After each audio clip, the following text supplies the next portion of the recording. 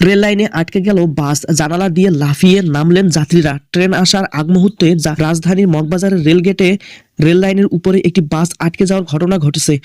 এ সময় প্রাণ ভয়ে অনেক যাত্রী বাসের জানালা দিয়ে লাফিয়ে নেমেছে।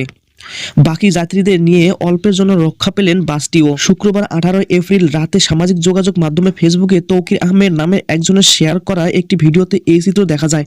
ভিডিওটি মুহূর্তের মধ্যে ছড়িয়ে পড়ে। এফডিসির হাতিরঝিল ক্রসিং থেকে মগবাজারের দিকে যাচ্ছিল আজমেরি গ্লোরি পরিবহন একটি বাস। বাসটি রেল লাইনে উঠতেই হঠাৎ সেটি আটকে যায়। চালক কিছু সময় চেষ্টা করেও সেটি সামনে বা পিছনে নিতে পারছিলেন না। এমন সময় ঢাকা স্টেশন থেকে উত্তরগামী একটি ট্রেন আসতে থাকে। তো বাসটি আটকে যাওয়ার কারণে ব্যারিয়ার ফেলতে পারছিলেন না গেটকিপার। তারা বাঁশিতে ফু দিয়ে সবাইকে সতর্ক করার চেষ্টা করছিলেন। এদিকে যাত্রীরা প্রাণ ভয়ে বাসের জানালা দিয়ে যেভাবে পারছিলেন নামতে শুরু করেন। বেশ কয়েকজন নেমেও যায়। এমন সময় বাসের চালক কোনো রকমে বাসটিকে পিছনে নিতে সক্ষম হন। তার কয়েক সেকেন্ড পর উত্তরগামী ট্রেনটি মগবাজার রেলগেট পার হয়ে যায়, তবে কোনো দুর্ঘটনা ঘটতে দেখা যায়নি।